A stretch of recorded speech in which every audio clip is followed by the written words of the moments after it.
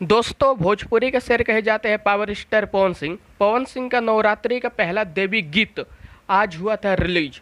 Release होने के साथ ही मात्र 15 मिनट के अंदर ये गाना बवाल का रिकॉर्ड बना दिया। जी हाँ दोस्तों, मैं आप लोगों को बता दूं कि 15 मिनट में रियल टाइम व्यूज 50,000 से भी ज़्यादा हो चुका था।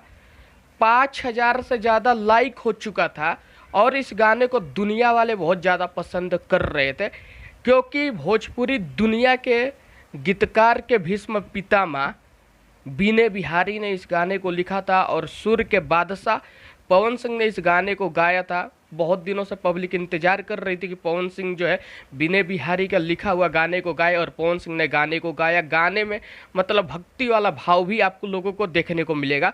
लेकिन दोस्तों, ये गाना दो दो बार प्राइवेट हो गया। मैं यही कहूँगा कि बार बार प्राइवेट मत करो, नहीं तो ये गाना अच्छा होने के बावजूद फ्लॉप हो जाएगा बार बार प्राइवेट होने से।